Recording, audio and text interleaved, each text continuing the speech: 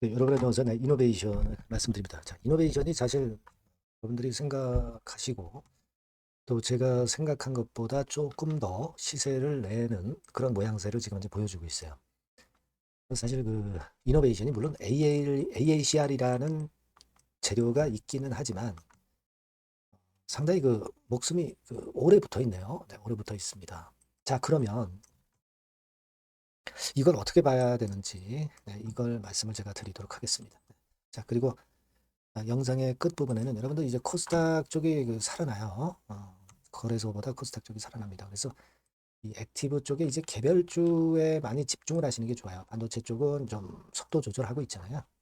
이쪽에서 여러분들이 기회를 한번 꼭 잡아보셨으면 좋겠습니다. 자, 요거 말씀을 드릴게요. 네, 영상 후반부에 확인하시고요. 이노베이션 바로 말씀드립니다. 네, 항상 여러분과 함께 하고 있습니다. 구독, 좋아요, 알림 설정 감사하고요. 많은 성원 부탁드립니다. 이노베이션은 우리가 고점 찍었다가 흔들고 다시 위쪽으로 시세를 내려고 하는데, 자, 그만큼 좀 뭐라 그럴까요? 힘이 많이 강하고 약점도 있는데 이런 모습을 보여주고 있습니다. 그래서 일단 이런 패턴일 때는 순간적으로 상당히 움직이는 게 좀 심할 수가 있어요. 그렇기 때문에 제가 텔방에서 실시간으로 말씀을 드리고 있습니다. 영상은 좀 느리니까 꼭 무료 텔레그램 방에 들어오시는 게 좋겠어요. HLB 이노베이션 입장 이렇게 문자를 꼭 주시면 되겠습니다. 자, 지금 기대보다 더 위쪽으로 시세를 내고 있고, 그리고 또 재료 나온 거 보면 기업 설명회 재료가 하나 나와 있죠? 막 끊임없이 HLB 그룹에서 재료를 내고 있어요. 재료를 내고 있습니다. 근데 항상 우리가 이제 알고 있잖아요. 뭐 CB라든가 이런 거 물량 풀릴 때, 뭔가 그리고 자금을 유치하려고 그럴 때, 이럴 때 항상 호재를 엄청 낸단 말이에요. 그래서 우리가 그 HLB 그룹의 진회장 속성을 좀 알고 있기 때문에 지금 위치는 이제 좀 보수적으로 봐야 될 그런 위치라고 보고 있는 겁니다. 그죠? 뭐 아직까지는 흔들었다가 다시 위로 시세를 내면서 힘을 좀 내고 있습니다만은 되게 시세가 마무리될 때는 뭐 쌍봉이나 뭐 쓰리봉 정도 주고 그리고 무너지는 경우가 많은데 뭐 그렇게는 안 됐으면 좋겠습니다만은 지금 현재의 상황은 사실 우리가 알고 있는 재료보다도 너무 강한 것 같아요. 강하다는 거는 제가 볼 때는 그 긍정적인 의미보다는 어떤 쌍봉이나 쓰리봉 정도 만들 수도 있는 그런 패턴으로 차라리 해석하시는 게 더 낫지 않겠는가 이렇게 생각을 하고 있는데 임상, 일상이라는 것은 여기에 관련돼서 사실 제대로 된 결과가 아직 나온 건 없어요. 전임상권에 대해서 홍보하는 재료는 나오고 있죠. 그죠? 예, 요즘 그 재료가 나와 있죠. 근데 우리가 진짜 임상, 일상에 중요한 결과가 나와야 되고 사실 우리가 일상, 이상, 삼상이 있습니다. 일상 정도에서 이걸 가지고 시세를 폭발시킨다는 것은 좀 쉽지는 않다고 저는 봅니다. 네, 일반적인 경우로 제가 말씀을 드리는 거예요. 저는 그렇게 보고 싶은데 어떨지 모르겠습니다만은 그리고 이제 외인 동향 보니까 한 29만 주, 30만 주 정도 물량이 좀 나왔네요. 뭐 최근에 외인 동향은 좀 좋았는데 프로그램 매수도 들어오고요. 여하튼 그러나 그 재료적인 측면이나 이런 부분들로 볼 때 제가 문제가 좀 있을 좀 과열 기미가 있지 않느냐 이런 부분을 자꾸 말씀을 드리고 있다는 거 생각을 말씀드렸어요. 물론 지금 뭐 4월 6일 날 거래 정지가 되면서 어, 액면 병합건에 대한 재료도 있죠. 있습니다. 그죠? 네, 그래서 그 부분도 우리가 물론 작용이 되고 있지 않느냐. 네, 이렇게도 보긴 봅니다만은 하지만 좀 과도한 그런 측면이 없지 않아 있다. 네, 저는 그거를 좀 강조를 드리고 싶고요.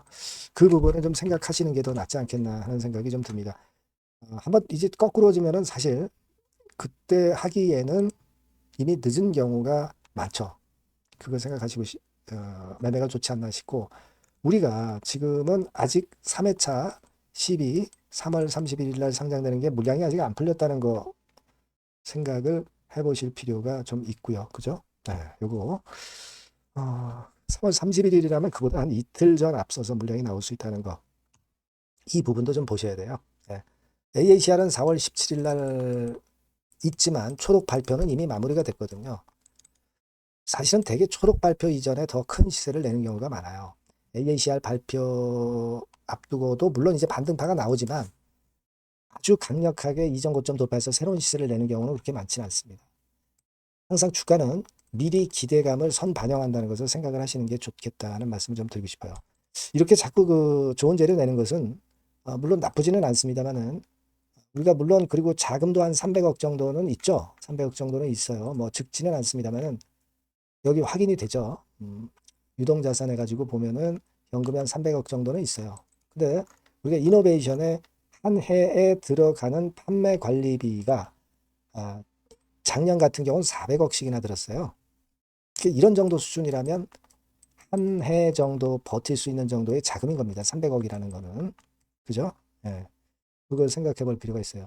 제가 자꾸 보수적으로 말씀을 드리는 거는 우리가 HLB 그룹의 그 속성을 잘 아시잖아요. 예. 그죠? 예. 그래서 그 건에 대한 말씀을 자꾸 드리는 거예요.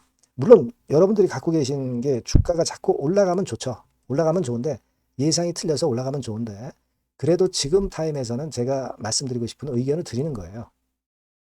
아시겠죠? 예. 호재 다 나왔고 그리고 물량이 대기하고 있다. 이런 부분들을 좀 감안하셔서 좀 물량을 좀 축소하는 쪽으로 가시는 것이 오히려 더 낫지 않느냐. 네, 그런 견해를 조심스럽게 말씀드려 봅니다. 물론 제 의견이 틀려서 계속 시세를 내면 그럼 더 좋겠어요. 네, 하지만 우리가 예상은 해야죠. 네, 저는 그렇게 보고 있습니다. 그렇게 말씀드릴게요. 뭐 일단 다른 사항이나 수정할 사항이 생긴다고 한다면 제가 이노베이션이라고 문자 주신 분에게 좀 더 소상하고 실시간 타이밍으로 변화된 전략과 사인을 드릴게요. 그죠? 주가라는 거 누가 알겠습니까? 우리가 변수가 발생하면 또 다른 의견이 나올 수 있는 겁니다.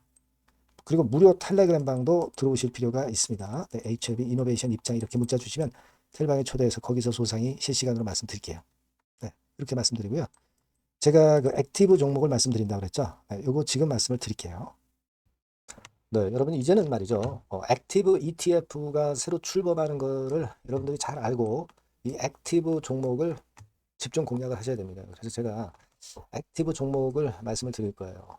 그러니까 여러분 요즘 그 지수 ETF를 투자하는 것은요, 네, 이미 한물 가버린 겁니다. 네, 이제는 지수가 한 차례 큰 폭으로 급등했다가 흔드는 그런 패턴이기 때문에 이제는 다시 그 코스닥 쪽에서 출범하는 액티브 ETF를 봐야 돼요.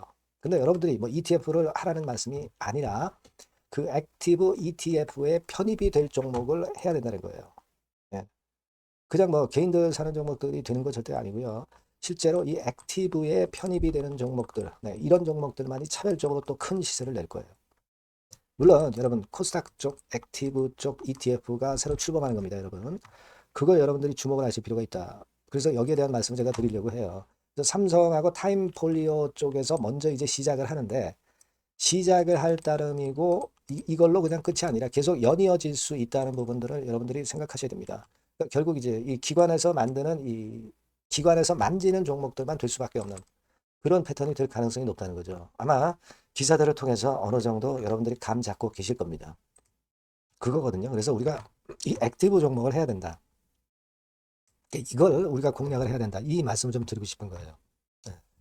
다시 말씀드리지만 지수 ETF 쪽 관련주들은 사실 한물 갔습니다.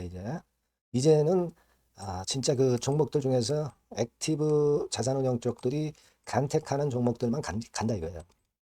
그래서 여러분도 잘 아시겠지만 이제 삼성 액티브하고 타임폴리오부터 이제 시작이 되는데 이게 그냥 한 달 뭐 이렇게 해서 끝나는 게 아니라 계속 뭐 몇 달간 계속 이어질 거다라는 얘기죠. 이 부분을 주목하셔야 돼요. 삼성에서는 예를 들면 코스닥 핵심 성장주에 집중 투자를 합니다.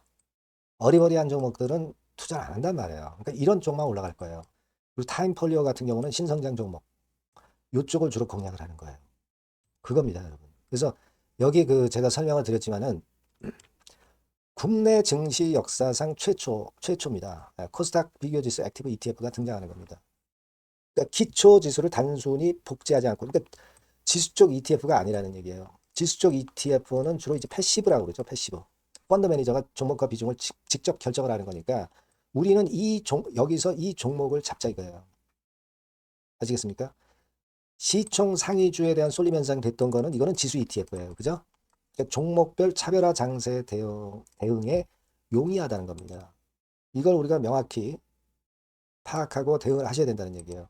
그래서 여러분 여기 나와 있지만 액티브 ETF하고 패시브 ETF하고 비교를 한 거 나와 있습니다만 패시브 ETF는 지수에 투자를 하는 거고 액티브 ETF는 종목에 투자를 하는 거다. 모든 종목 투자하는 게 아니라 엑기스 종목만 한다 이거예요. 시장 지수 대비해서 초과 수익 날 가능성이 상당히 높고 운용력이 종목과 비중을 직접 선택하는 거다. 이런 얘기죠. 예. 그리고 투자 전략은 수동적이 아니죠. 지수 추종하지 않기 때문에 능동적이고 시장 상황에 맞춰서 발빠른 대응이 가능하다. 그죠? 네, 이게 특징이에요. 그러니까 지금은 우리가 이 액티브 ETF에서 공략할 종목을 여러분들이 이제 선택해서 저하고 같이 하자는 얘기입니다. 그죠? 그거예요, 논점은. 거기에 바로 포인트가 있다. 이렇게 말씀을 좀 드리고 싶은 거고요.